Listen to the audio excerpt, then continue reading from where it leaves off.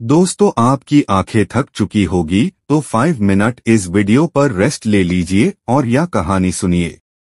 एक समय की बात है, एक छोटे से गांव में राम और सीता नाम के कपल रहते थे। उनका एक अर्जुन नाम का बेटा था, जिसकी शादी रिया नाम की लड़की से हुई थी। राम और सीता कड़ी मेहनत करते थे और अपने बुढ़ापे के लिए पैसे बचाते। रिया बहुत लालची लड़की थी और हमेशा अपने लिए और चीजें चाहती थी। जैसे जैसे साल बीतता गया, रिया का लालच और बढ़ता गया। वह अपने पास रखे चीजों से कभी संतुष्ट नहीं रहती थी। वह हमेशा अपने सास ससुर से महंगे तोहफे मांगा करती थी और उनके बचाए हुए पैसों में से भी कुछ हिस्सा अपने लिए मांगती थी। राम और सीता बहुत ही अच्छे पेरेंट्स थे, इसलिए उसकी सारी जरूरतों को पूरा करते थे ताकि परिवार में शांति बनी रहे। वह अपने पति अर्जुन के ऊपर भी दबाव डालती थी कि वह अपने माँ बाप से पैसे और संपत्ति मांगे। वह बहुत ज्यादा संपत्ति इकट्ठा करना चाहती थी, बिना किसी मेहनत के। एक दिन राम और सीता ने यह फैसला लिया कि वह रिया को सबक सिखाएंगे। वह उसे बुलाते हैं और बोलते हैं कि बेटा, हमें तुमसे कुछ जरूरी बातें करनी है। हमने यह फैसला लिया है कि हम अपनी जायदाद का कुछ हिस्सा अपने बच्चों में बांटेंगे और उसका कुछ हिस्सा तुम्हें भी देना चाहते हैं। रिया खुशी से झूम उठती है क्योंकि वह हमेशा से यही चाहती थी।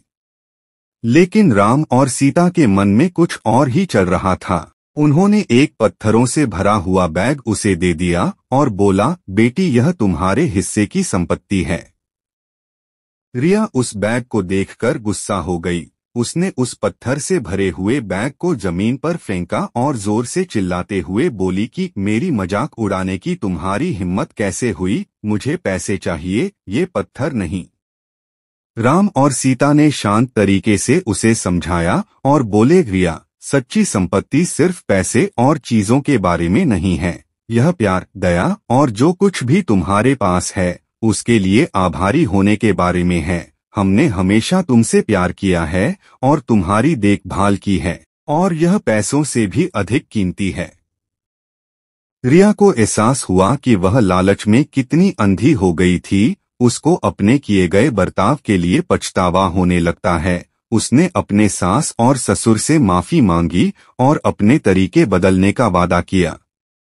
उस दिन के बाद से उसमें बदलाव आया और वह एक अच्छी बहू बन गई। रिया के बदलाव की बात पूरे गांव में फैल गई और सभी ने एक बेहतर इंसान बनने के लिए उसकी प्रशंसा की। रिया अपने परिवार का ख्याल रखते हुए और उनके बीच मिले प्यार के लिए आभारी होकर हमेशा खुश रहने लगी। सच्चा धन प्यार, दया और जो हमारे पास है उसके लिए आभारी होने से आता है, न कि हमेशा और अधिक चीजों की चाह रखने से।